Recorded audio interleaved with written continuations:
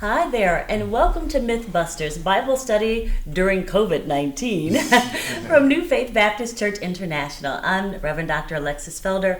I am First Lady and Minister of Ministry Operations here at New Faith Baptist Church. I'm Greg Powell, Minister of Pastoral Care. Did you go that way? No, I went like this. Greg Powell, Minister of Pastoral Care.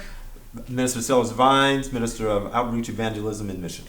And the person behind the camera is Terry. Terry. Sub-producer. Say hi, Terry. Hello. Okay, we are going to continue our discussion on the Judge Samson. Yeah. S-A-M-S-O-N. You know, when I was a little kid, we had a gorilla called Samson. Oh, yeah. S-A-M-P-S-O-N. Okay. And Samson was this, gosh, he was so strong and ferocious. And my dad would take me every month to the zoo. Because we love messing with Samson. Okay. Well, one year Samson didn't want to be bothered. You know, everybody got a day now. That's right. I got a day. And Samson beat on the... So I went, roar to Samson. And Samson was sitting in the back chilling. Like he always does. But this time when I did it, and I did it again, the third time I did it, he came charging at that glass. Boom! Oh my God. It was over. All I can say is, if you wanted to find me, follow the trail of urine. Right. That's how my dad found me. Yeah, that's funny. Because I took off running and he's like, Leg, stop. And all you saw was my droplets as I was running. Yes, but I love Samson. They didn't give Samson his lunch. He missed lunch. Sorry. It's almost Father's Day, yeah. My daddy's girl, whatever. So, Samson, Judges 15. Let's get started. Yeah. Judges 16, See? Judges 16, Thank you. chapter 1. One day, Samson went to Gaza, where he saw a prostitute. He went in to spend the night with her. The people of Gaza were told, Samson is here. So they surrounded the place and lay in wait for him all night at the city gate. They made no move during the night, saying, at dawn, we'll kill him. But Samson lay there only until the middle of the night. Then he got up and took hold of the doors of the city gate, together with the two posts, and tore them loose, bar and all. He lifted them to his shoulders and carried them to the top of the hill that faces Hebron. Oui. Y'all ready? Hey. Let's talk about this guy. All right. So what happened in this part of the story? I'm listening. So Samson, in the previous chapter, in terms of the loves of Samson, Samson's wife, they Burned her. They burned her, And killed the her, family. killed her And the family. family. Samson has attacked the Philistines, has been burning and looting, and Just like now. just Yeah, like just now. like- Wow, burning and looting. in the midst of a national crisis among his people, Yeah. subjugated people.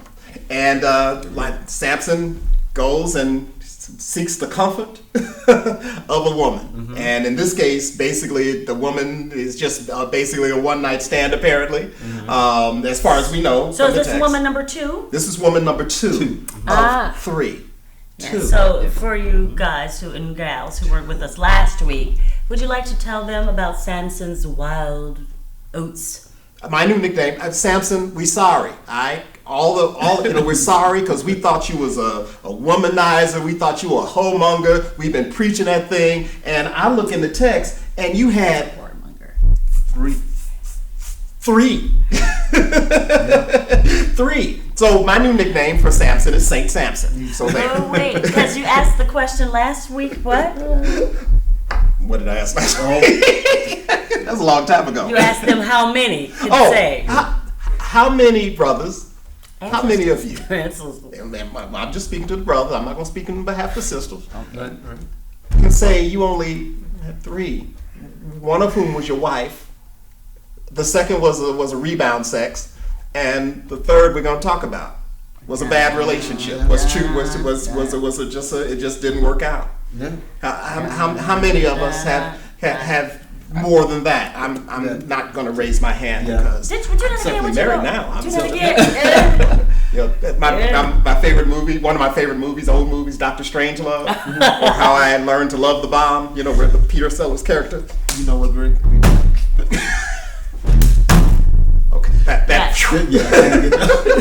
This happens to us all the time. And then you want to know why we're crazy. But, you know, the prostitute. First of all, one thing we gotta clear up is that prostitution, the persona of the prostitute in the Bible is spoken of matter-of-factly, because prostitutes, women who had no other economic means, were often forced into prostitution economically. They had no other, it's either prostitute or starve, which, it's not too far removed from today. Right. And so the point is that the fact that she was a prostitute had held no inherent stigma in terms of how the text, the scriptures describe the lack of judgment that's accrued to these women based on what they do, because God understands the circumstances that they were in, and God understands the levels of injustice that pushed women into these situations. Okay. And so, so we shouldn't just, she was a prostitute, so and automatically we go to, she was a hoe, she was a whore, she was a, we automatically begin to ascribe negativity to this person. We don't know anything about her. She has no value because of her occupation. Yes. Yeah, as if she wanted to be one. That's right. When I grow up, that's what I want to be. That's not what she said. That's not. That's not. Right. She was doing what she had to do to make it. To eat, to sustain herself, and also that it's all forgiven. Hallelujah. Hallelujah. That's the word. God knows all of our circumstances. Hallelujah. That's right. And there is now no condemnation in Christ Jesus. That's right. Amen. Amen. And not only that, but their children. It was generational. Right. So the child of a prostitute became they were forced to, often, if there was a male child, they would often be forced to become, I love this term, a brigand. A beautiful French term, which basically means a gangbanger. Okay. That they would often become a thug. All these, that's what your president says we all are. That they would be because of the economics of the situation, because they had no social standing, because they had no other avenue for opportunity. They would become part of gangs, and they went in the highways, like in the Good Samaritan story. Oh no, they don't think that those are thugs. Oh, that's right. That's not a thug. Come on. That's not a thug. Yeah. Right. And so that's what we know about that woman. And one thing we know in Judges, like Bill Clinton. Right. Sorry. I'm so sorry. And the microphone probably picked that up. Probably. It was a joke, people. It was a joke. And one thing we know about that the plight, the circumstances, the status of women throughout the narrative of Judges and throughout the narratives of the Scripture reflect the degeneration of the people, of the nation. Yeah. That's good. That's good. So let's keep going. Did you want to add something to that? Okay, there's our intro. Let's rock. All right. Read. So this just picture. I just love this though. The tearing of the doors of the gate. I just looked up this stuff. And, well, first of all, we know a city in the ancient time was basically a settlement surrounded by a wall. That's how you got to be a city. Right. Yeah, subdivision, a gated community. A lot of people. Or your township with a gate to get to it instead of a little green sign with the population number. How about that? There you go. Make it better. There it is. And so if you can imagine dude coming in your gate, it's guarded, and you got guards inside and outside, and then dude, you got a posse surrounding old boy, waiting on him to come out so they could jump him. Yeah. And dude somehow goes through the posse that surrounded in the middle of the night. Like Jesus did. No, move out the way. Right. Yeah, and went through the 4 to 6 guards in the guard rooms, went to the gate, which represented also the gate and the doors to the gate, which represented it was the entryway and exit going in and out of the city, and it was also their protection, their defense. Right when the doors go, he takes them, picks them up, and carries them away. The gates, all 4 to 500 pounds on his shoulders, and the doors are open. The gate is open. Oh, poor thing. And you know what struck me? These supposed to be the enemy, right? Yeah. Samson has destroyed their defense, and nobody attacked. They were waiting for him. See, your enemies will come together to get you. My goodness, that's the theme, isn't it? Yeah. Okay, verse 4. Sometime later, he fell in love with a woman in the valley of Sorek, Nahal Sorek, whose name was Delilah. The rulers of the Philistines went to her and said, See if you can lure him into showing you the secret of his great strength and how we can overpower him so that we may tie him up and subdue him. Each one of us will give you 1,100 shekels of silver. Ooh-wee. Should I do what I did when we were talking about it earlier? Find out how much it is today. Huh? It's about $312. That is not what we did earlier today. Okay. No, you are messing it up. That. Okay. 1,100 pieces of silver.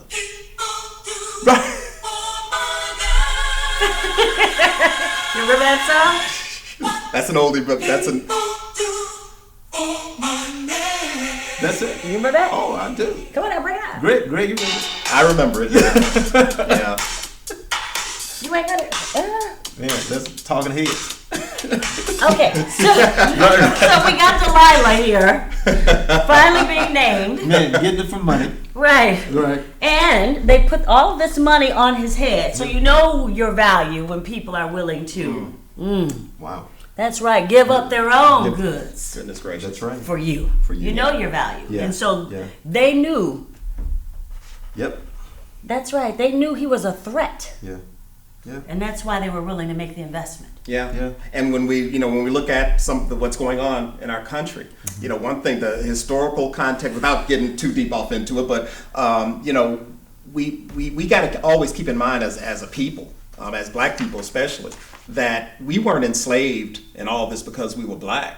We were enslaved because of our value. We were enslaved because we are the ones that they got everything from. Yeah. That's right. And so if we are taking your books, rewriting them, putting our face on them, then of course we have to oppress you. We have to change your image so that the story we're telling matches. Otherwise, you can say they took it from us. That's right. Because they took it from us. That's right. And when you look at the Hebrew, the Greeks, the Romans, they took it from us. Amen. Nile Valley culture, and which came anyway. Yeah, and when we look at the history of lynchings, we just celebrated Lord have mercy. We just commemorated the anniversary of Tulsa, the destruction of Tulsa, of the black community in Tulsa, which they rebuilt. That's a whole other story. But when we look at all those histories of lynchings, they weren't just random. Most of them were not just random lynchings. Oh no, they were targeted to successful black. It wasn't the image of blackness. It was the image of successful blackness, and that's of achieving what we blackness. saw in Chicago and throughout our country on Sunday. That's right. When we left church on Sunday, because COVID, we still do our services here. You went past Walmart at 11:45 a.m. They were looting then. I was going to Walmart. Right, you were going to. I was on my way to pick up some. And they were looting and then. the police cars came flying up, and then they as I was getting ready to cross, what's that, Laraway Avenue Salt Trail into the police cars came flying up and they shut it down. They stopped the entrance and they shut it down. Yeah, 11:45. 11:45. Wow. Now, for people who aren't in our area, when it comes to African Americans, the South suburbs, considered black. So that Walmart, that location would be the edge, the last suburb that's predominantly black. Yeah, that's right. Harlem is the line of demarcation. That's right. Predominantly black in the east and the predominantly attack white. started in Richton Park, the furthest subdivision from Chicago that's predominantly black, made its way to Matteson, the first far south suburb that was predominantly black.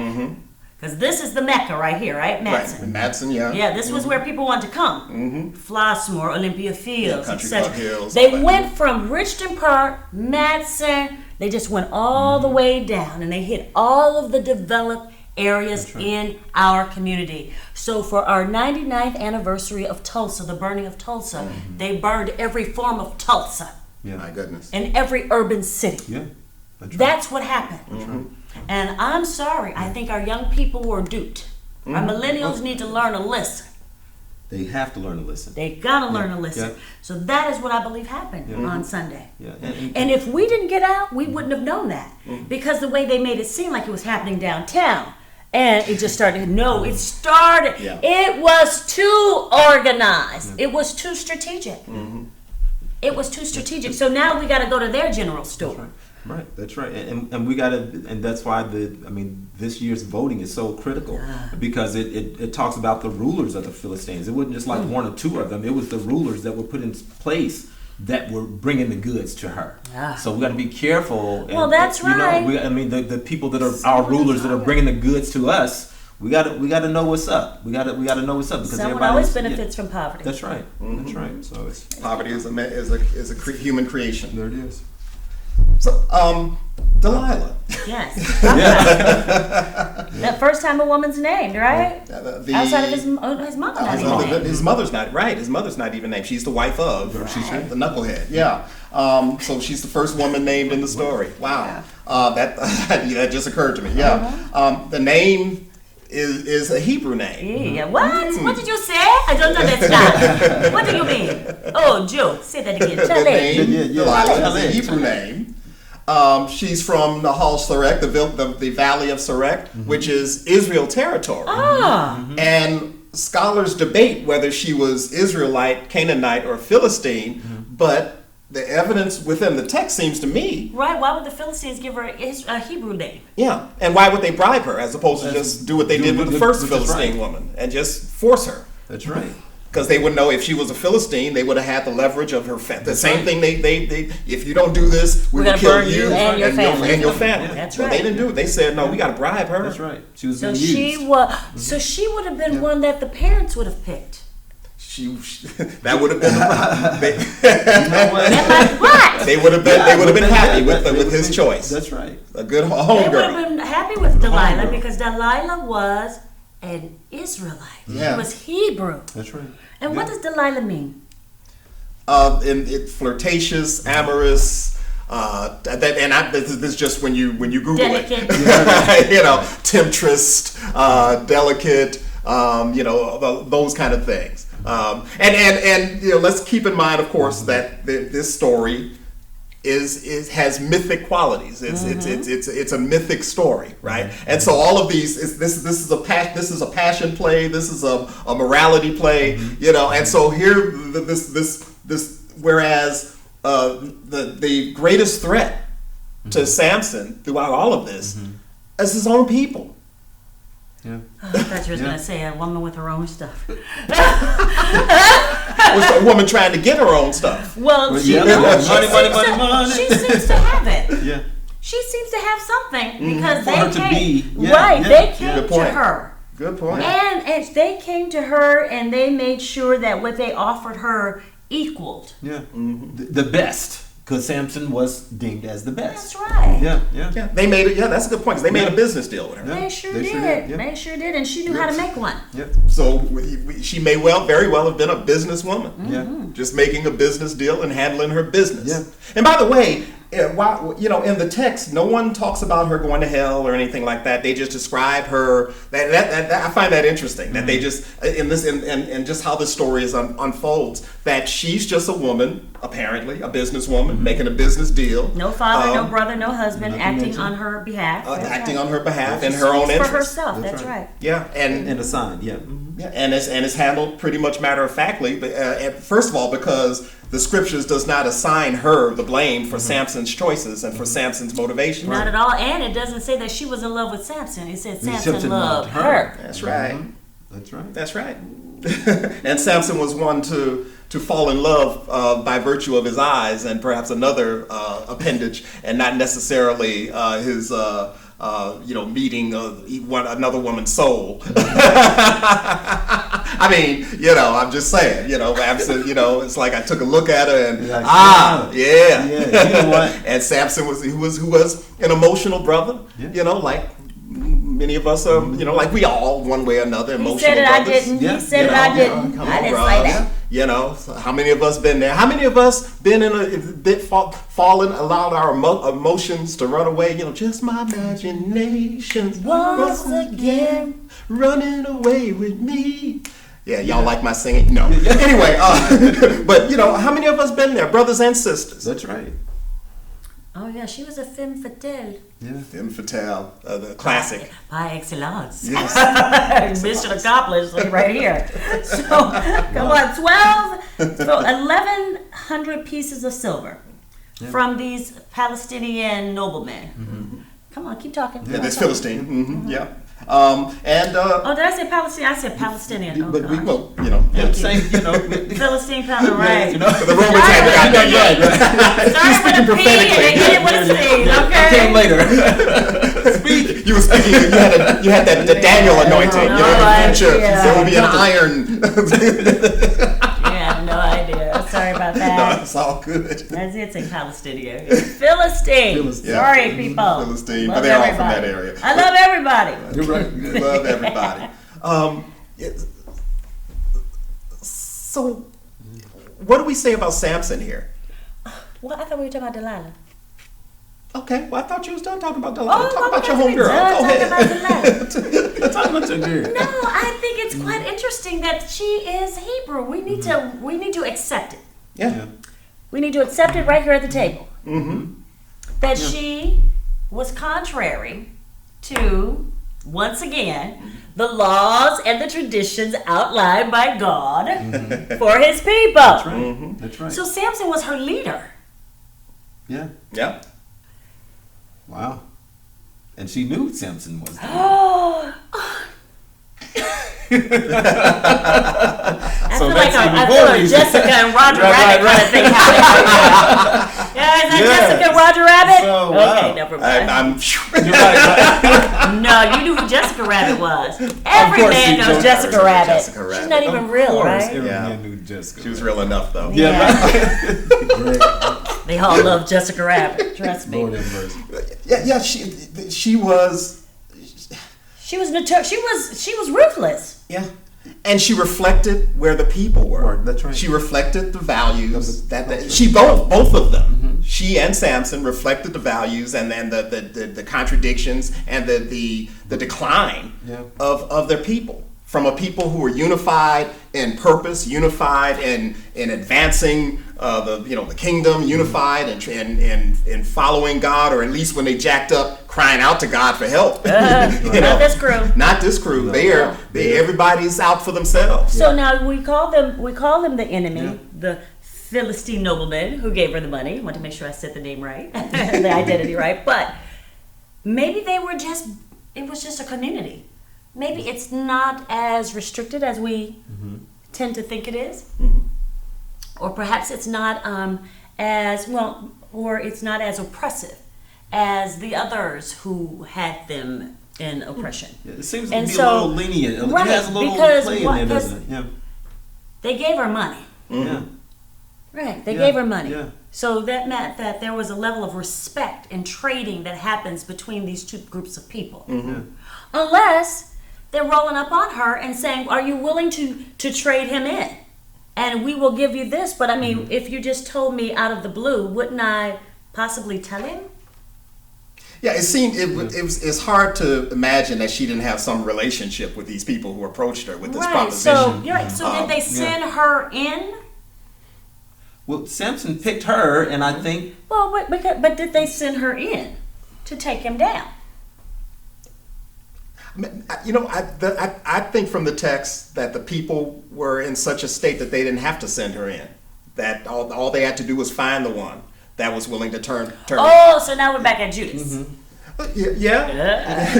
And those men of Judah. Remember the only time that in was that the 15th chapter that Samson had any kind of army around him was when the 3,000 men of Judah came to him and said, "Hey, dude, you're messing stuff up you're messing up our good thing. We have an arrangement here with our oppressors. You know, it's a Are we gonna get there?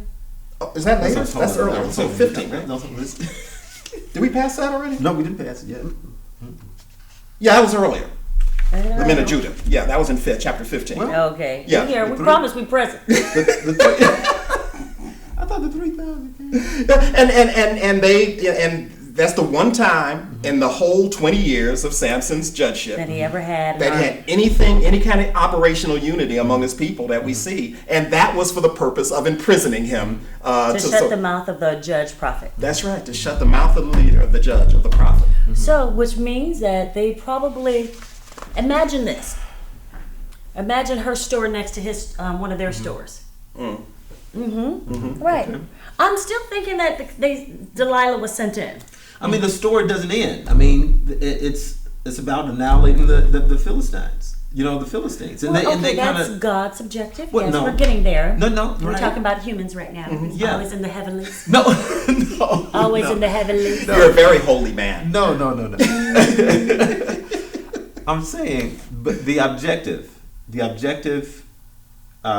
even when the Israelites, when they came to Samson, when the Hebrews came to They're the Samson. same people, aren't Yeah. they? Okay, I just thought so. All those other Israelites. Yeah, your Sellars and your Cell and your Reverend Vine yeah. and then your Roscoe and all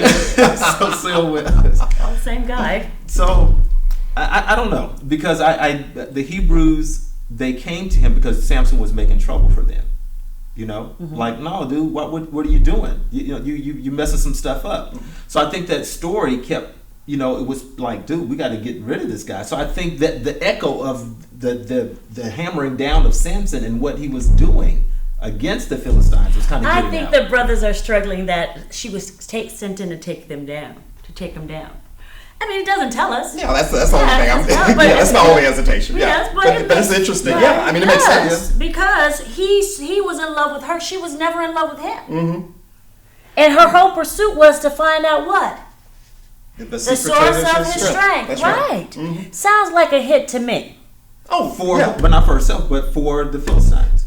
Well, she was sent in, yes. Yeah. Sound like, she was sent in, and it happens all the time. Yeah. Yeah, I mean, it makes perfect sense because, again, it's reasonable to assume that she had some previous interaction with the Philistines for them to come to her, on that level, and make a business deal with her. That's what it was. Not a threat, not just, hey, we'd like to make an arrangement with you. Oh, the first one let's they negotiate. killed. That's right, and you gonna pay me too? Right, the first one they killed and her family. That's right. The second one, she didn't matter. Yeah. Right. But Delilah mattered. But Right. Delilah was that Businesswoman. femme fatale par excellence. Yes. Yeah. Yeah. She made the most of what she worked with what she had, and she made the most of it. And she got herself in position to get the most out of what the situation presented her. Yeah. I think she was a businesswoman. Mm-hmm. And she made a So good now deal. I'm happy about Delilah. We can move on now.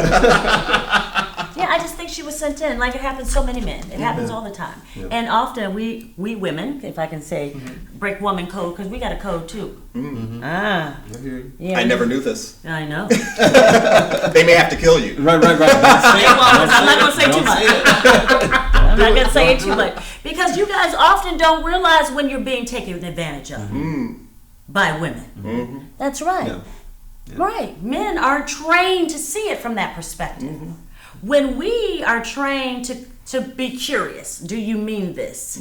But men are not trained to feel that there's a possible attack happening or that you may take advantage of me, that you don't mean it. You think that, this is a general statement, gentlemen, don't make me beat y'all up in front of the camera. I'm just saying, we Okay. listen. Black ninja.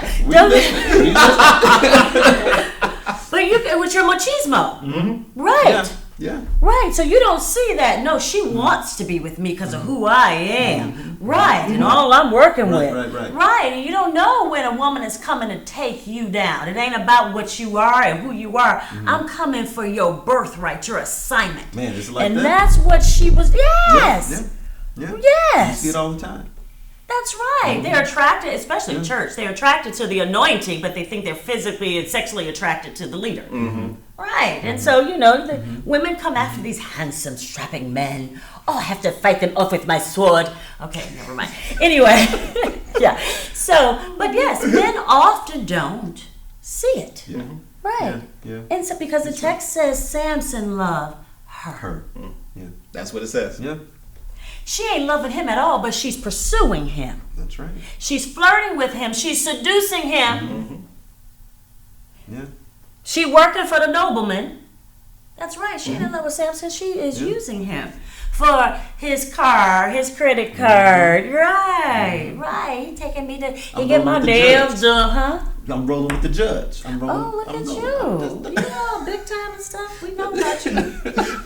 That's what she was saying. That's right. That's what she was saying. So it's hard then to love within the context of inequality. Completely impossible. Completely impossible. And that's the problem we have in marriages today.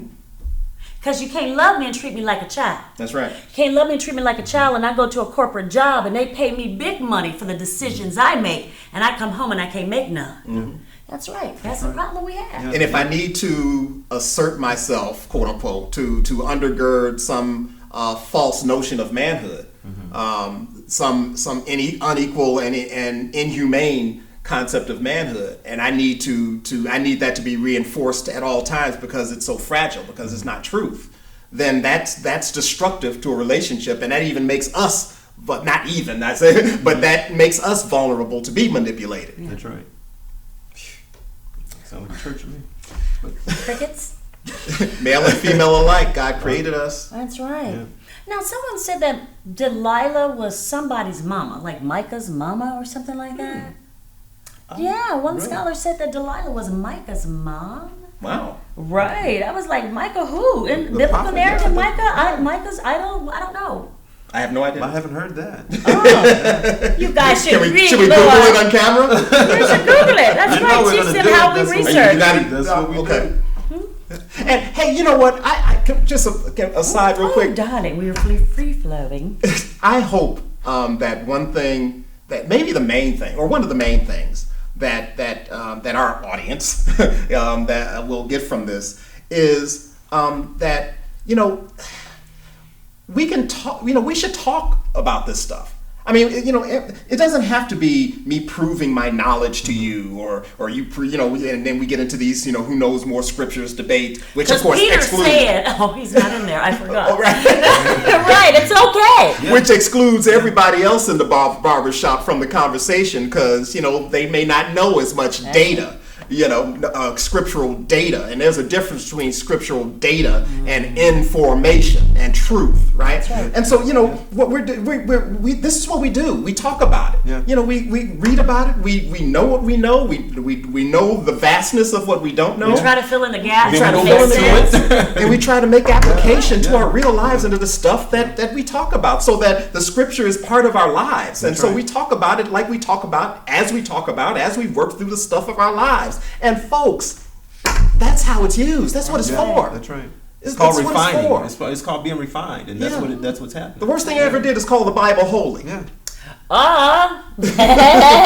King James was far from that. and he ain't my final source either. That's right. And that good Baptist, was it First Timothy or is it 2 Timothy 3:16? The good old Baptist text. All scripture is useful, but not for all the good stuff. For edifying. That one. All good stuff. Building up the equipping the man for good work. All that, the man, woman. It's useful. Yep. That's the word I get from it. It's useful. That's so right. okay, I'm off my soapbox now. No, that's good. Back to our regularly scheduled program. And so maybe she's not the mama of Micah in chapter 17 through 21. I'm just saying, okay? But that's what one commentator said. He thought that she was the mother of Micah. Wow. Yes. I'm gonna explore that, because that's interesting. Well, let's look at it later. Yeah. Okay, let's keep going. Okay. All right. So Delilah said to Samson, verse 6. Oh, you see it? I'm seeing it. Yeah. Oh. Okay. Darling, tell me how brilliant I am again. I'm listening. Okay, keep going. Yeah. Samson, verse 6, 16 and 6.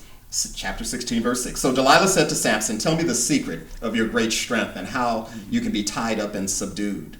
Samson answered her, if anyone ties me with 7 fresh thongs, I'm sorry, I'm applying a 21st century understanding of thongs. If anyone ties me... I thought you got caught up in the tied up and subdued. That's a fantasy to somebody. Anyway, so I was wondering, you were stuttering, this one over here would stop breathing, so I was worried about both of y'all. If anyone ties me with 7 fresh ropes that have not been tried, I'll become as weak as any other man. Yeah. Then the rulers of the Philistines brought her 7 fresh thongs that had not been dried, and she tied him with them. With men hidden in the room, she called to him, Samson, the Philistines are upon you. But he snapped the thongs as easily as a piece of string snaps when it comes close to a flame. So the secret of his strength was not discovered. Can we stop there for a second? Sure. I don't even understand how it kept going back. You know, it almost is like the story of the good guy with the mean woman. Yeah.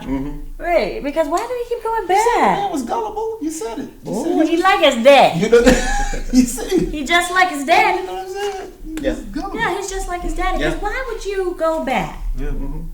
To someone Who has your enemies on you that closely and has you restrained? Now, granted, not well, but Right. yeah, but has you restrained and your enemies are upon you. Yeah. So I stopped you because, and I want to ask that question: why do we go back when we see clearly that it ain't good for us? Yeah, I mean, we bad relationships are birthed in situations where the relationship is antithetical, is in opposition to a person's goals, a person's life, a life goals, a person's values, whatnot. It's just, well, I'm just emotionally, attracted and love, infatuated, whatever, with this person, and so no matter that what they represent, that what they bring to me, that what they say to me, that what they do to me, contradicts what I'm about. Because I will adjust. Change Because love conquers everything, no, and I love that's only in the relationship of God and humanity. And it A could, suzerainty contract agreement. Doom doom. Not a That's right. and Yeah. it can just be a result of just the nature of just sin, period, and what sin does to us as humanity. It's always a pulling away. It's always a drawing to.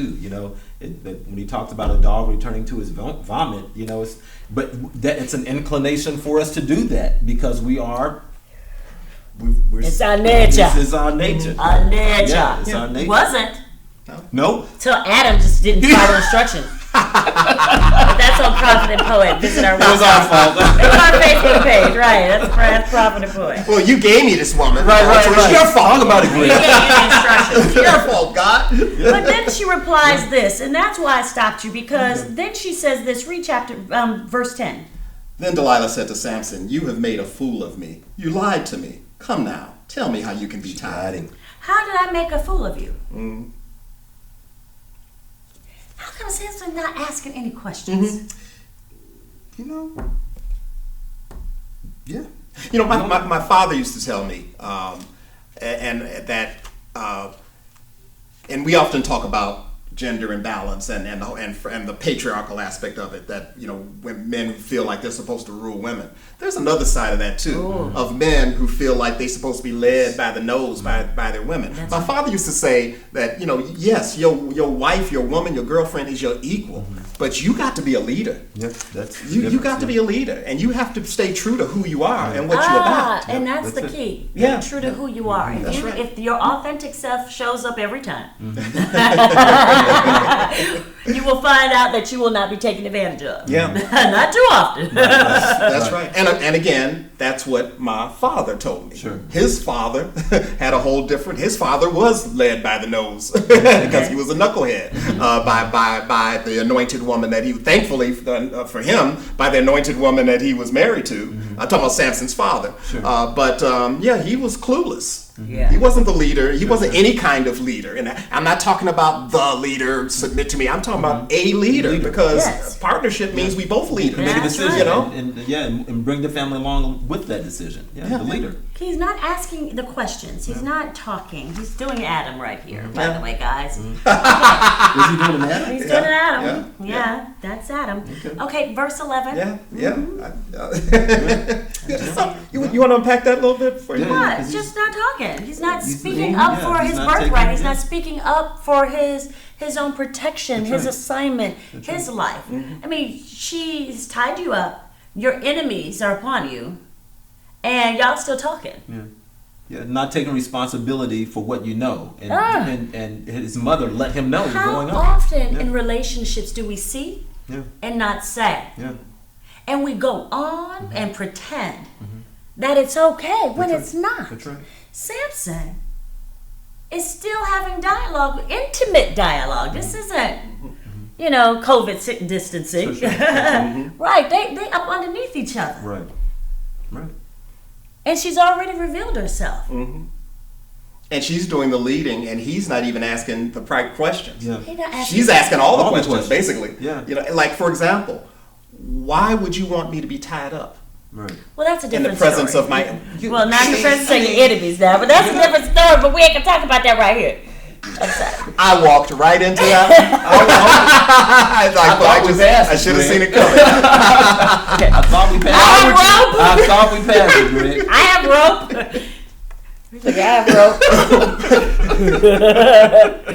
It's a new rope too. That's the next mature verse. audience Sorry. only. Mature All right, that's audience the next only. verse. I got new rope. That's the next verse. Come on, read the next verse. Verse Why would 11. you want me to be tied up in the presence of my enemies? Yeah. Okay, so verse 11, Samson says, if anyone ties me securely with new ropes that have never been used, I'll become as weak as any other man. So he's evading. He said, if anyone, I just read that, verse 12. So Delilah took new ropes and tied him with them. Then the men hidden in the room,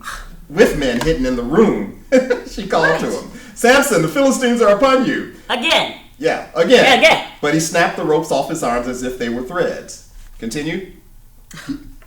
Yes, because I'm just sick of them. Delilah said to Samson, until now you've been making a fool of me and lying to me. Tell me how you can be tied. He replied, if you weave the 7 braids of my head into the fabric on the loom and tighten it with a pin, Okay. I'll become as weak as any other man. I think we should have had more discussion How about did this he lesson know before we that? turn on the camera. I think we should have. We've been so busy today, COVID. Guys, okay. I can't help it. Because the first time she tied him up with a thong. Oh, he can't think. Thong. Yeah. Do I need to say it again? No. Okay. The second time with rope. Yeah. Okay. And now the third time, do my hair. Yeah. This is really all intimate, okay? Right. And mind you, this third time, It each is. time, Yes, it's getting it is all closer. intimate. Yeah, it's very close. And it's more intimate as we go along. Yeah. And he's telling her. Yeah. In spite, but I'm going fresh long. I know what they really are, but you know what we call them today. Yeah. So it's supposed to be a joke. But anyway, you didn't laugh, but it was funny. Okay. No, so she keeps tying him up. Now she's in his head, and he let her there. Mm-hmm. Now, why would you lead her closer? To the source. Right. Mm-hmm. Wow. Alrighty, you really wanted her. Wow. Yeah. He loved her. He said he loved her. That's She what he didn't love said, him. Come yes. on, keep talking. Yeah. Yeah. Where are we? Verse 13. Delilah then said to Samson, until now, you've been making a fool of me and lying to me. Tell me how you can be tied. He replied, if you weave I said that already. If you weave the 7 braids of my head into fabric, loom, tighten it with a pin, I'll become as weak as any other man. So while he was sleeping, Delilah took the 7 braids of his head, wove them into the fabric, and tightened it with a pin. Again she called to him, Samson, the Philistines are upon you. He awoke from his sleep and pulled up the pin and the loom with the fabric. Then she said to him, how can you say I love you when you won't confide in me? This is the 3rd time you've made a fool of me and haven't told me the secret of your great strength. With such nagging, she prodded him day after day until he was tired to death. Wow. So he was that patient. Yeah, he was just that patient. He was just that patient. I Yeah. mean, she just kept showing him. Yeah. Mm-hmm. Was that patient or passive? I mean, it's both. It's both. Yeah. 'Cause It's patient, it's passive, and it's pathetic. it's pathetic. Okay. I like the 'Cause patient I'm a and preacher. pathetic. I like the passive and pathetic. I'm a preacher. Yeah. He was patient, passive, and pathetic. Because when you're patient, it means that you're operating out of your own agency. When you're passive and pathetic, that means that you are being the tool, being somebody else's dupe, But why or couldn't somebody he else, have been the operating subject out of of somebody that? else's oppression. Yeah, but why couldn't he not been operating out of his? Because patience should benefit you. He was getting. And he ain't patient the anywhere benefit else. The benefit was that he. Okay, there it the is. My benefit argument didn't work. His did. He's not patient. I went, the patient. I mean, the benefit was that he had Delilah next to him. That was his benefit. That's what he wanted. That's what he wanted. That's Sounds the- like So a man so who when a knows what he person wants. is so when a person is imprisoned emotionally, he's in a relationship. He's being patient. Say it again. When a person is imprisoned or captured in a situation that's not beneficial to them, that's in fact detrimental to them, Greg, they're being patient. No, that's It's a total. Reverend Greg. Reverend Greg. That's a total. I mean, a woman. It's a little to me. That's a different scenario. It's complete. It's like night and day for me. Being imprisoned, and having the woman that you love next to you, and you thinking that you got it all. That you're part of the game. This is fun. It could have been fun for him. You don't know. Ooh, I don't like playing his game. I mean, I'm just saying. I don't know, but I mean, what else do we have here? I think what he's trying to say is that. Well, I think that he's trying to say I think what he's trying to say is, I think what Gregory Powell's saying is that she just keeps showing him. Yeah. And he doesn't see patience. He sees Samson's lying to himself. Mm-hmm. So you can't. He doesn't see how patience and not being truthful to yourself can reside together. And my concern, as we counsel people, that if you are in a relationship and you're hanging in there in spite of the fact that your relationship is abusive, that's not patience. That's imprisonment. That's oppression. And we are taught. That's the reality. And we are taught, especially as black folk, to be patient in your oppression, to be polite, to acquiesce to your imprisonment. Exercise patience. Yeah, don't protest that way. Protest this way. You're being. That's a rude protest. Yeah. While your dude is laying dead on the street. Now everybody want to take a knee. Now everybody want to take a knee. So that was my concern. That this dude, that's not. That you're lying to yourself. And that's all he's doing the whole time. Yeah. Because she keeps showing him. Each time he tells her where his strength is. And she attempts to take it, and then she calls his enemies in. Mm-hmm. Your enemies, come on now, how many times, why would you keep getting into bed or going to the house to a person who keeps inviting your enemies in? Wait a minute, and they're there before you get there. But they're in the room. But I don't. And then you're doing the enemy's bidding unto his person. I just don't think that's what Paul meant with love is patient, love is kind. Keeps no record. But what if, keeps no record of wrongdoing. Are they in there? Is she calling out your enemies upon you? Are they actually? I'm just a question. Are they actually in the room, or is she just saying that just to see the reaction? I don't. Verse 9. Is it okay? With the men hidden in the room, she called to him. Samson, the Philistines are upon you. But what? So yeah, they're in the room at least on one occasion. Yeah, the men were hidden, and they're in waiting. Yeah, okay. and she knows they're in waiting. They have paid her, and she is showing Samson what she is about. And Samson is not believing. Okay. Excuse me, verse 12. Mm-hmm. Ooh, bless you. Excuse me, thank you. Social distancing. Mm-hmm. So it says here that he's hidden and verse 12 says that with men hidden in the room, she calls to him, Samson, the Philistines are upon you. Then he snapped the ropes off his arms as if they were threads. But there's no fighting. Huh? But I just don't see the reaction for the Philistines being upon him, and there'd be no reaction other than that from Samson. Instead, just the next verse. They were hidden. Well, that's what I'm saying. But if they were visible to Samson, they weren't. They weren't. They were hidden. Well, that's my point. What's I'm sorry. Let him talk. Yeah. My point is that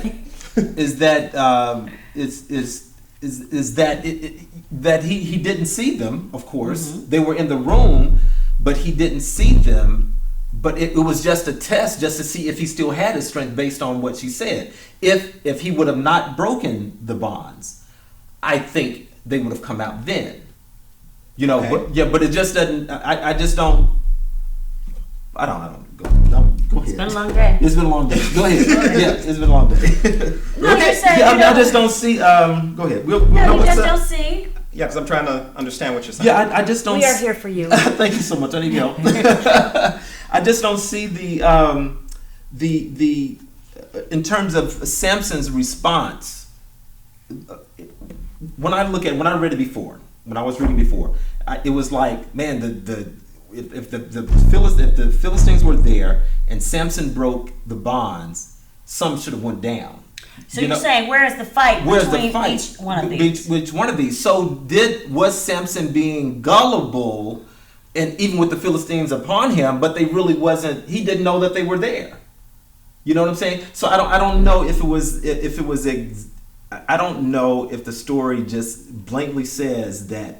So you're saying they're testing him to see if they're not actually coming to get him. They're not coming to get him. I just don't see them, in That's there, possible. coming on. Because there are no fights. There are no fights there. Well, but now he could also break them before they come out. Like, you ain't never like. I mean, but upon you is a different kind of. That's a more, that's a more in your face kind of thing. Oh, okay. You know, okay. I think in my mind, but I mean, let's remember. This is the dude that took the gates of the city and the door, 500 pounds, put them on his shoulder, and walked away with it. And nobody attacked the city. And nobody, so they're not looking for a direct confrontation with this dude. They want her to figure out how they can make him vulnerable to their attack. Up to this point, they're not, because this dude, might still have a jawbone, and it's, he still might be back. That's all it takes with this bug, with this dude. I just don't see the Philistine. I just don't see the aggression that Samson's the fight between Delilah, not the fight, but the situation with Delilah and Samson, and then just the whole the breaking of cords. There's just something there that's missing there for me, and just in terms of that whole scenario. Okay. Yeah. And that happens sometimes. Verse 15. Verse 15. And then she said to him, "How can you say I love you when you won't confide in me? This is the third time you've made a fool of me and haven't told me the secret of your great strength." With such nagging, she prodded him day after day until he was tired to death. One thing, anytime you're in a relationship and somebody tells you, if you love me, you would, be very aware, be very wary of what follows that. That's right. Because love is not manipulative. Love doesn't seek its own way. Love rejoices in the truth. That's what Paul said. That's right. And if generally when those kind of scenarios are posited in a relationship, generally there's some abuse or manipulation taking place. Yeah. So just beware when if you love me, young people, if you love me, you let me get some. That ain't how love's supposed to work. Right. That ain't in the text. No, that ain't in the text. And beware of making, if the decision is the right decision, someone shouldn't have to nag you until you're tired to death to make it. Right, if you are resisting, if you don't feel comfortable with telling them, go with your first mind. That's right. That's the Holy Ghost. That's right. And if they're trying to wear you down, then you know it's the devil. Indeed. That's right. Because the people who love you should want you to have peace in your mind and in your environment. That's right. That's right. Yep. So, yeah, love makes sense. Yeah, love makes sense. It ain't easy, but it makes sense. It ain't perfect because we're humans, but it makes sense. Yeah. That's right. You should be able to, when you are in love with somebody, when you're married to somebody, when you got whatever your relation, you ought to be able to say, this is why. At least to yourself. Right. This. I can itemize if I need to. Some of plenty of reasons. Why? If you can't do that, that's right. That ain't love. That ain't love. Yeah. That's right. If you ain't wrong, it ain't love either. You just got one item on your list out of 20 years. Yeah, right. Beware of making decisions based on being tired. I mean, she said, if you love me. Yeah, and she knew that he loved her by his actions. He just couldn't tell that she didn't love him by her actions. Yeah, which meant that he went into this relationship not without really knowing what love is. Not really knowing what love is and acting like his daddy. Acting like his daddy. Right, because his daddy ignored his mother, and his mother was right. He's ignoring Delilah, her behavior, her signs, and she means to call him harm. That's right. Yeah, because daddy didn't believe mama either. So here he is, not believing the signs, because daddy didn't believe mama, nor did daddy believe the signs. Now you have the sins of the father, right? The behavior of dad now in his son, and Samson doesn't believe anything she's saying, even though she's showing him. Because by now he should be gone now. Yeah, he should. He should be. Yeah, he should be. He should be somewhere else. He should be with somebody. He should have 4. I'm sorry. Yeah, when they start rehearsing your destruction, that's time to go. That's right. Whenever they threaten it, that's right. 17? Please. So he told her everything, Samson did. No razor has ever been used on my head, he said, because I've been a Nazirite set apart to God since birth. First time he mentions this, by the way. Yeah. So he does know. Know. If my head were shaved, my strength would leave me, and I would become as weak as any other man. Why are you looking at me? Oh, I didn't know if you want me to go on or not. You want to say something about this? Oh, just questions. I always have questions. I just found this part fascinating. Now, what is it that actually caused him to lose his strength? Was it the hair? It's the shoes, right? What is it? Was it the hair? Was it the relationship? What the breaking of the vow? That the cutting of the hair? He broke too many of them. Yeah, that the final vow that kept him, because he had broken all the others already. So that was the final one. Was it that it represented the separation of his relationship with God, or his connection with God? I think eating out the carcass would be that. but I think that was worse. But this was the straw that broke the. Or is it the fact that he trusted her more than he trusted God? My God, my God. He trusted the promises of her versus the promises of God, because that's what we do. Wow. Whenever we stay in a relationship that that's was not connection, good for us, and I keep saying giving up our birthright. Cain and Abel. Yeah. Yeah, we keep giving up when we give up our anointing, we give up our relationship, when we give up our promises for someone else's promises. That's right. You said you loved me, but you keep making a fool of me. Oh, yeah. And all of a sudden, God said he loved him too. And he's proven it over and over. Where did you get the strength from, Samson? Because she keeps trying to take it from you. Right. But because, why? Why does he love this woman so much? Why does he want her? Is it because she has her own and she's a different kind of girl? What is it?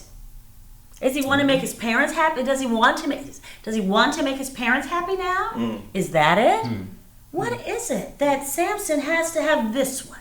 That I must have her. Right, that's from some movie too, right? I can't remember, Frankenstein, somebody, I don't know. Yeah, but it doesn't make sense. Yeah, and I wonder what Samson's self-perspective is, self-perception is at this point. Maybe he's just reached this point, and we're just, this is just talking, but maybe he's just reached this point in the context of his people and the degradation of his culture and his own choices and activities and whatnot, and in the decline of his relationship with God, whatever. Maybe he just really didn't have. Maybe he hated himself. Maybe he had some issues with himself. That may be strong, but despised his blessing. Yeah. Didn't I say that at the beginning? Yep, you did. Yeah, I did that. I said that in my office. Oh, that's right. Yeah. 2 lessons ago. Yeah. Samson despised his blessing. He sure did. He struggled with the assignment on his life. He wanted to be normal. He wanted to be average. And you know what? Average it's really crowded in the average section. Average is overrated. That bucket is really full. It's really right. You might get lost in there. So many people, they won't see you. Yeah. That's right. I think Samson was struggling with his calling, and he didn't want that responsibility. He wanted the strength. He wanted the good looks and all the charisma. He just didn't want the responsibility. And I think that's the reason why he pursued certain women and he carried on certain ways, because he wanted God to take it away. Or maybe he didn't want God to take it away. He was just mad at God because he had to carry it. I don't know. And it's a weird situation, his being this last judge at this point, because all the other judges, they all had issues, right. and they all had to come to God, Except Deborah. but all of them had armies. Yeah. All of them had people. Leadership leadership reflect the people. Hello, Trump. Leadership reflect the condition of the nation, the condition of the people. And he, again, the only time he could muster an army of his own people was to get him in prison. To stop him. To agree to stop him from causing them trouble by his mission to liberate them. Right. No one wants to be free. No. Yeah. We just want to pretend. Yeah. And act free. So no wonder he was depressed, and no wonder he was he was struggling with his spirituality. Yeah. In that context, my God. Yeah. Beautiful. Okay. Great.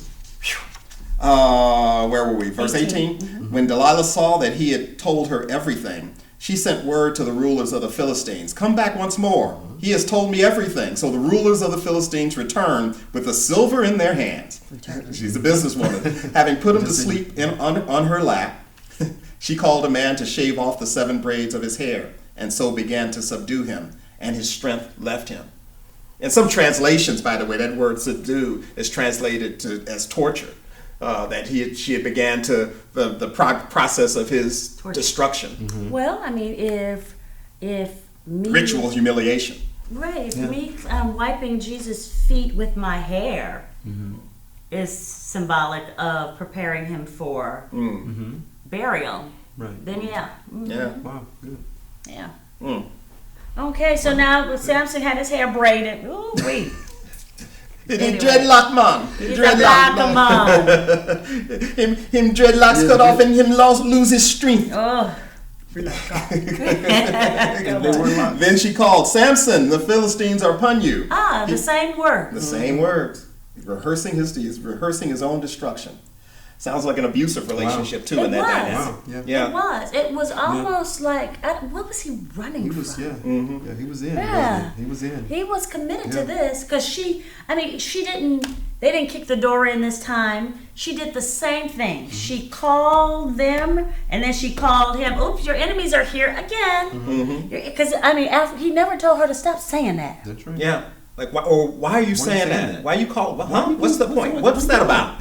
And moreover, hey D, what's up with that? Yeah. how are you in love, nor how do you find peace on the lap, the bosom, the bed, the house, whatever, of a woman who keeps calling forth your enemies? Yeah. I just don't understand that. He was messed up, wasn't he? He was in a bad He was in a bad place. Get out the gym. You're working out too much. And he was so confident in his own Ability, strength, yeah. That he forgot the source of that confidence. He forgot the source of his strength. He forgot the source of that confidence. Well, I've broken every rule, and my strength was still there. Yeah. So it's not going nowhere. Yeah. Right. That's right. Yeah. When the power of God becomes common. My goodness. Yeah, man. He woke from his sleep and thought, I'll go out as before and shake myself free. But he did not know, I'll shake myself free. That's what he said. That's what he said. But he did not know that the Lord had left him. Then the Philistines seized him, gouged out his eyes, and took him down to Gaza. Binding him with bronze shackles, they set him to grinding in the prison. But the hair, verse 22, but the hair in his head began to grow again after it had been shaved. Isn't that something? Wow, what a beautiful story. Yeah. Know your strength will return. Yeah. It is not over. It is not over for you.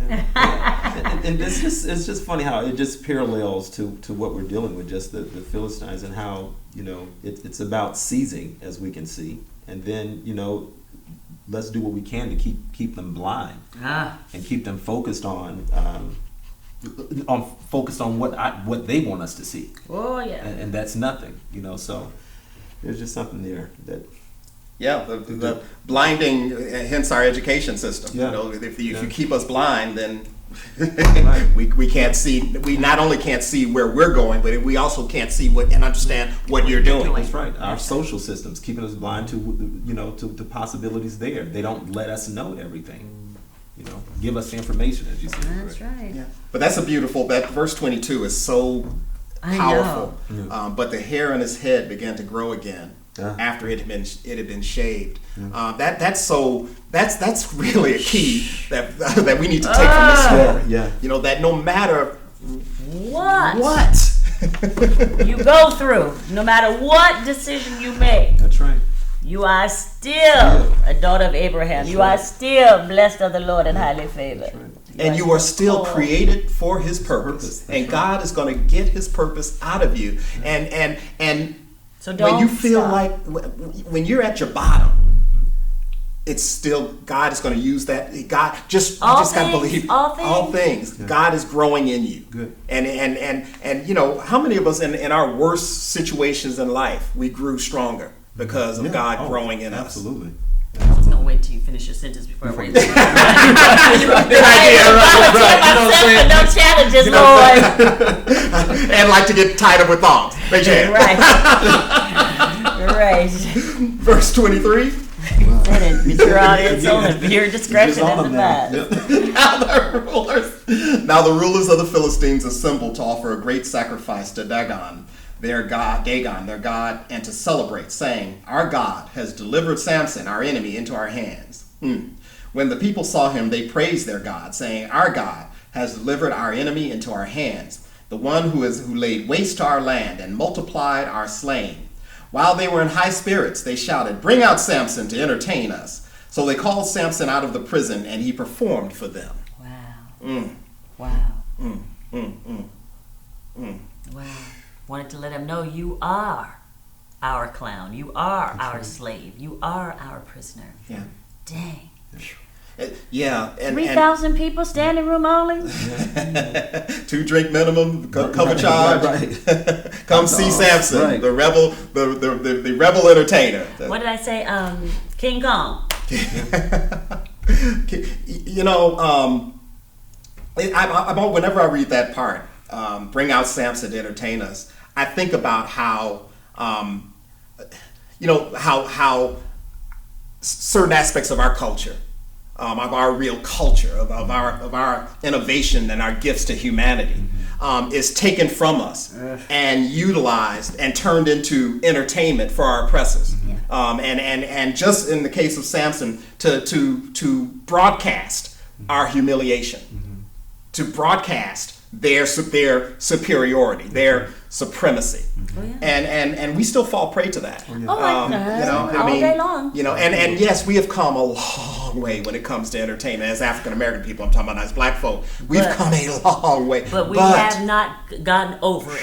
No, we've not gotten over the hill. No, it's not in our rearview mirror. It's still walking with us. That's right. Yeah, because as soon as they have to play an evil person in a biblical character, they're always black or brown. That's right. Always black or brown. Yeah, we've had far more black Judases than we have black Jesuses. That's right. Yeah, in the movies. Stop it now. Yeah. I had a black Jesus on a presentation once in seminary, and the young girl walked in and she saw it and she was livid. Wow. I was like, don't be mad at me that Microsoft had this image of black Jesus. I just was rocking with it. I agree. But she was angry. And throughout the entire presentation, continued to be just cantankerous and crazy because she was upset about the black Jesus. Yeah. She was upset about it because she's comfortable with Judas being black. But not the Savior. Well, I told you about the story. I was a part of desegregating schools in Milwaukee. Yes, I'm young but old. And right, I'm young but old, darling. What was that, 1968? No,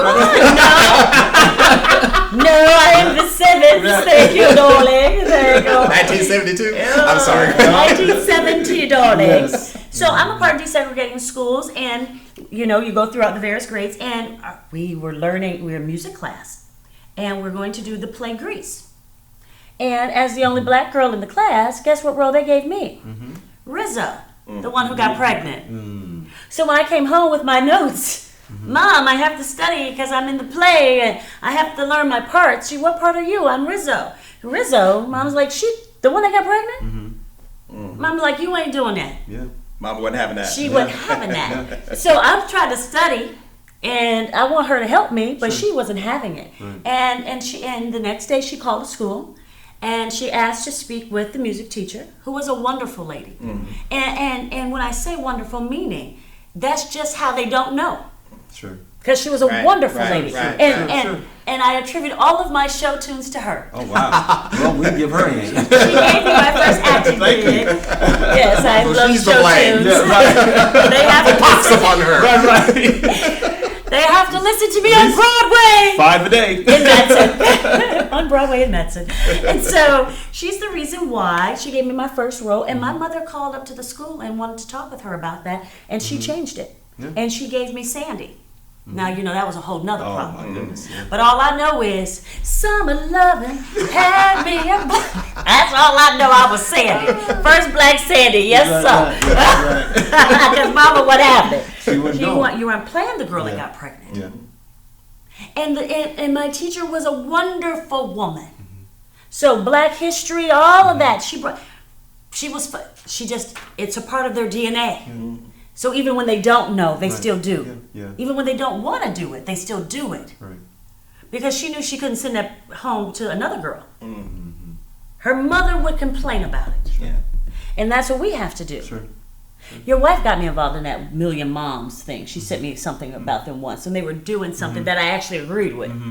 But then as I watched them over time, I started to see if it was, if it demonstrated anything negative about white culture, they protested. They wanted it off. Just like the TV show Prophet and Poet. It was on ABC. If you can find it, it's actually on Amazon Prime. Yeah, so watch it. It's a couple series. The lady who Prophet did and Poet. Prophet and Poet, or no, that's us. Okay, I was like, that's what Prophet and King. Okay, thank you. Like, that's what y'all Prophet and King. Prophet and King. Long day. Right, very long day. COVID. Oh my goodness. Prophet and Kings. And so they got it off television because they could not believe that the characters were doing things that didn't line up with their faith. Well, yeah. You don't have every account that happened in their lives in this book here. Right. But they were upset because, David was meeting some girl behind a barn. Or behind it, trying to get him some. What do you think they didn't have? They didn't have cable, they didn't have internet, they didn't have telephones. What do you think they did with their time? They were human beings. That's right. That's right. And they got it off television, though. And it was on ABC prime time, the Bible. Wow. Outside of Moses and, what's his name from... They had to make the pictures black and white and color. Hugh Brenner. Not Hugh Brenner. That's even older. What's his name? Charleston Heston. Charleston Heston. Okay. Anyway. Charleston Heston. Ten Commandments. Right. Something modern, something relevant, they got rid of it. Because they couldn't handle the truth of humanity in the gospel story. So if you can, it's on Amazon Prime. It's an outstanding program. Yeah, okay. I didn't know it was on Amazon Prime. I've been looking for it. I didn't know it was there. Okay. I finally found it. Yeah. And so that's what we do, though, and that's what they do. We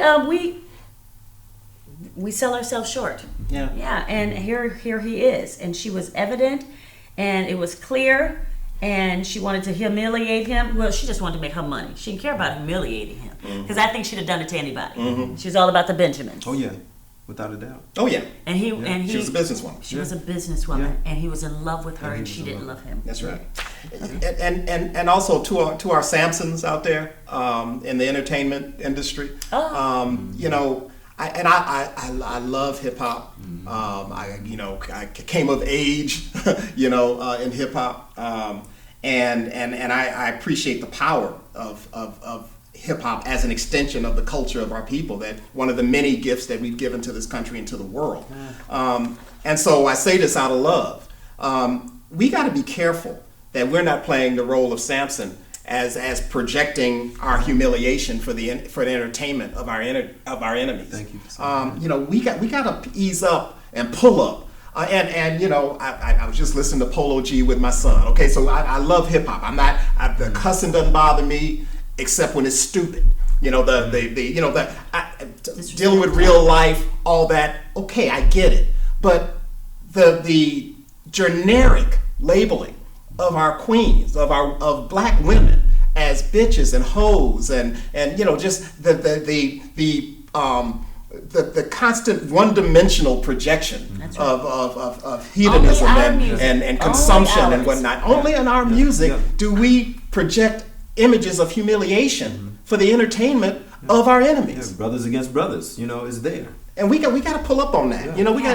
Our hip hop is too powerful. It's changed the entire world. Yeah. That's why there's so much effort to co-opt it. That's why they want to turn us from Samson, the Samson we're about to read about, the Samson that we read about, tearing things up for his purpose, doing what he's here to do, to Samson, the blind man, humiliated man, still strong, God's strength growing in him, and yet he's entertaining his oppressors by projecting his own humiliation.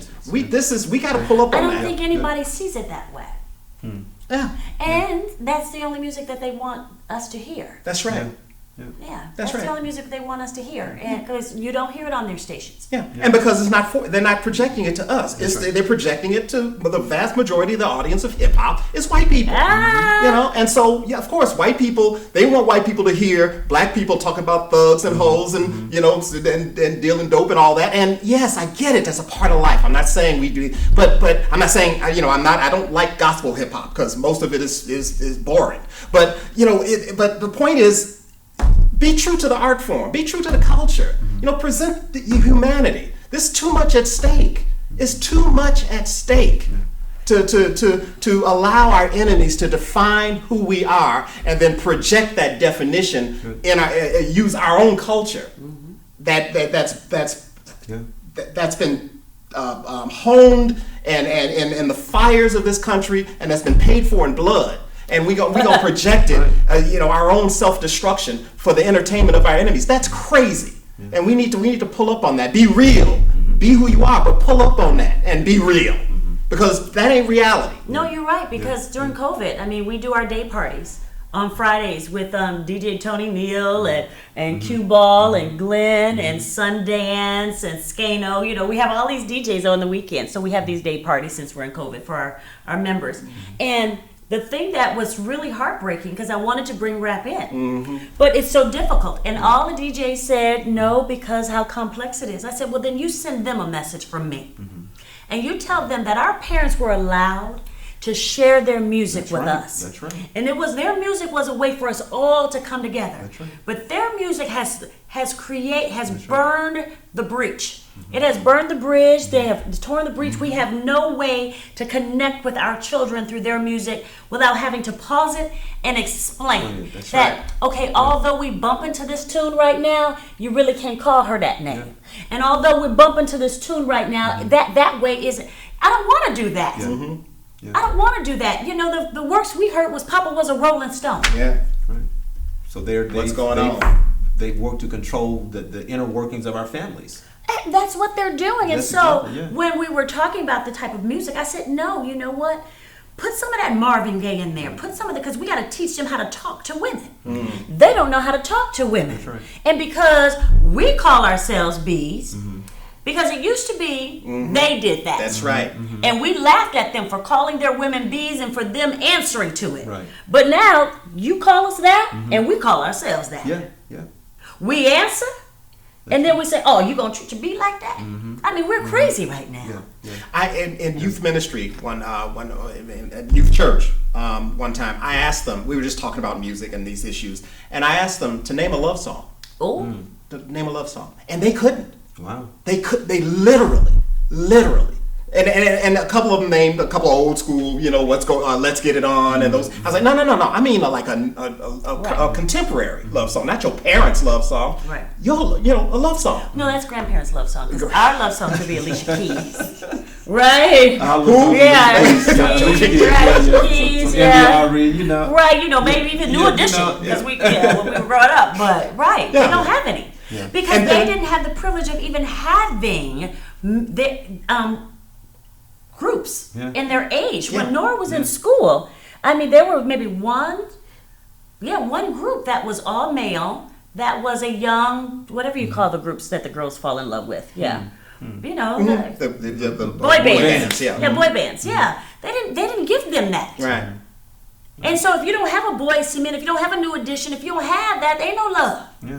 Well, they playing into our homes. Our homes are broken up, so why we go create the music? So just blame it on the juice. You know what I'm saying? And after struggling with that for a while, they came up with one. They said, R. Kelly. Oh, wow! Just adjusting the camera. Here we go. You go in with that, Greg? That's sad, yo. That's sad, y'all. We gotta do better. We gotta take the lesson of Samson. And apply it to ourselves and to our people. We're gonna send this to Diddy now.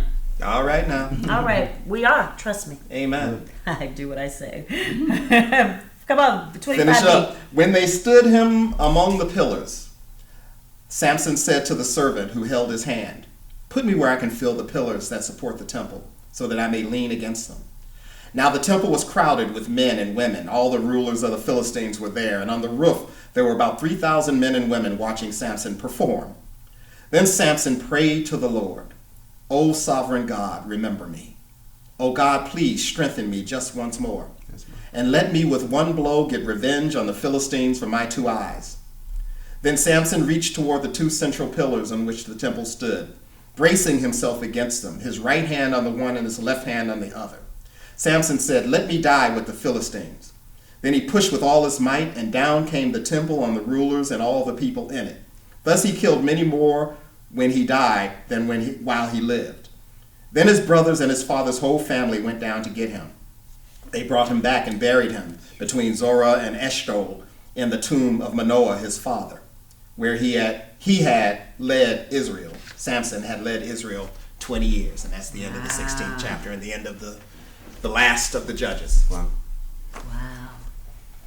So now, that's deep, because you know that's in the promised area. That's where they got the grapes. Yes. Mm-hmm.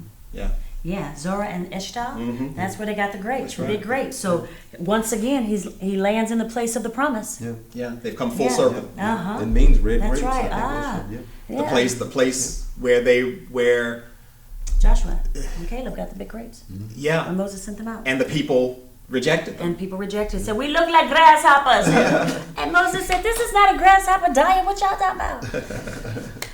Any other comments? And here they are subjugated in the promised land. In the promised land. Well, Samson was unhappy with his blessing. Yeah, so Yeah. there it is. Yeah. And let's in the arc of the narrative, lest we lose this and we forget that he does appear again in Hebrews 11. In the arc of the narrative, and remember this is folklore involved in all of this, if not totally. Right? This is a triumphant ending. It sure is. Dead. He died with honor. That's right. That's right. He He died killed fulfilling his more. purpose. That's right. Because at the beginning, should we go to the first the verse where it says God wanted him right there? Yeah. The challenge Yes. most people have when you find All of this was from the Lord. I don't think I have Yes. it with me, but I can find it real quick. Yes, it's only a couple of chapters over. 2 or 3. His father and mother, this at the very beginning of chapter 14, about the first wife and when all this began and when Samson first was pushed into conflict with the Philistines. His father and mother did not realize that this was the Lord's doing. He was seeking a pretext against the Philistines, for the Philistines were ruling over Israel at that time. So Samson's crazy behavior was just what God needed. My goodness. That's right. All things work together. All things work together. The challenge becomes with us is we don't want to be in the situation Samson's in. Yes. And Samson's decisions put him there, and he never owned them. Yeah. God, knowing Samson's decisions were going to put him there, that's why God used him there, because he knew Samson's decisions were going to put him there. Because it's our decisions, not God. We always want him to crack the sky open and pluck us out of where we was headed. Right. When God knew, before he was in his mama's womb, he was going to be between those pillars with his eyes gouged out. And we don't want to be used between two pillars with our eyes gouged out. We only want to be used on the beach, in the spotlight, in the comfy place where the air conditioner is blowing. That's right. Goodness. We always want to be used in comfort. We never want to be used in battle. You know, and I mean, you know, people always talk about Africa. We love going to Africa, but that's work. That's Hard work. Hard work. Say it again. It's hard work. It's hard work. Yeah. It's hard seeing your people like that. That's right.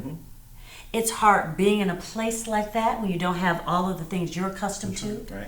The roads are bad. The food is can be a challenge. Make you sick. Make you deathly sick. sick. The Yeah. mosquitoes can kill you. Just so many COVID-like things can happen to you in Africa. And when you do the type of work we do. That's right. But we do it because we love it. Would I rather be missionary in Hawaii? Absolutely.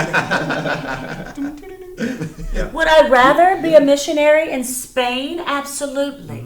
Because there's a lot of European countries that are anti-God. They'll have a large population of people of faith. But no, that's not where he called us. He called us to the hard areas, the tough areas. That's right. And we don't often want to be used there. But here, God gets the glory out of Samson. Thank God. And I think that's part of the faith crisis we have, is because our decisions, God knows what they're going to be, lead us to a certain place. And we get angry that he uses us in those certain places instead of just plucking us out. That's right. That's right. That's right. That doesn't help you. But if your ultimate goal is for him to use you, then why are you still talking? Right. Right. If your ultimate goal is for him to get glory out of your life, we don't get to tell him how he does it. That's right. When you are a servant, you don't get to tell the master how to use you. That's right. You just want to be available to be used by him. Samson, in story, does not compare to his life story. That's it. Samson wouldn't trade nothing. Not even the eye gouging out. That's right. For the strength he had That's right. on that journey. He wouldn't trade it. Yeah, his He outcome. wouldn't- The outcome. He would not trade the end of his Yeah, story that's right. for his journey. That's right. Because God was with him on his journey. And ultimately God's purpose was fulfilled in his life. And I think that's the faith crisis we have. We don't like how he uses us. Yeah. And we're also in denial about the macro picture, the cultural container, the circumstances of his of our situations. That's right. We're in denial. We especially if we have a little something, where we can narcotize ourselves in Netflix and and just and have a certain degree of comfort where we can push the realities at bay. Again, he represented the condition of his people. That's right. He represented the conditions of his people. And here we are, we're quick, and this is not to, you have to say this, because people go crazy, but this is not to justify or excuse looting and all that, violence and all of that. Okay, granted. But how in the hell can you live in a culture where the looting has been going up to the top with abandon? Yeah. Where and of course, it's supposed to trickle back down, but somehow it never does, or it's just a trickle, like pee. So when the looting is trickling up, and then you expect people to behave themselves, to behave with politeness, in the midst of at the bottom. You can't have one. You can't have it both ways. That's right. You can't create a culture of corruption and then expect that corruption to not filter down throughout the whole culture. That's right. And God, and those of us, all of us who struggle to try to hold it together and try to figure out what God wants from us and try to do the right thing, and we all struggle with that. We all struggle. We fall, we stumble, we make bad decisions, we make bad relationships, all the Samson stuff. All the Samson stuff. It's all present in all of us. God understands everything that's going on. He understands the circumstances, he understands the nuances, he understands the influences, and like Doc said, God's going to get his glory. So be encouraged and don't feel like because you fail that God has abandoned you. No, he can use you right where you are. And he wants to get his glory out of you. Because quite honestly, I believe if Samson didn't say anything to God, he was still going to have the strength once he pushed. Because that was the plan. Yeah. That was the plan at the beginning. To get him to the place where he could get most of the enemies in one spot and annihilate them. That's right. That was the plan. Destroy the enemy. That's right. Mission accomplished. To God be the glory. God be the glory. If you want to be on a winning team. Doom. If you want to be on a winning team, then you need to know Jesus the Christ, the Son of the living God. And if you don't have a relationship with him, we want to extend the opportunity to you today. Because let me tell you something, in spite of where you are and what's going on in your world, God can work it out for your good. Samson's name is written in the faith of fame because he was still available to be used by God. In spite of his humanity. That's right. Or not in spite, with his humanity, because humanity is not a bad thing. Yeah. So if you want a relationship with Jesus the Christ, pray this prayer with us. Dear God, thank you for Jesus. Dear Jesus, Come live in my heart. Be Lord of my life. I believe right now I am saved. Thank you for saving me. Thank you for forgiveness. And thank you for my new beginning. Amen. If you prayed this prayer today, you are saved today. Your name is written in the Lamb's Book of Life. The good news is God doesn't give salvation and take it away. And we're going to talk about that next week. He doesn't give salvation and take it away. So if you can't go to church, then go online. Connect with a Bible-believing church. If you want to be a part of New Faith, newfaith.org, go to newfaith.org and fill out the membership information. And we'd love to receive you. We'll send you your membership information, your new member stuff, all the information you need. And when we're in your area, we'll make sure we see you. Until next week, we love you. Stay safe. Love you, Wear your family. mask. Love you. Wash Blessings. your hands. Keep marching. Keep hope alive. Amen. Love Justice. you guys. Bye-bye. Vote. Vote.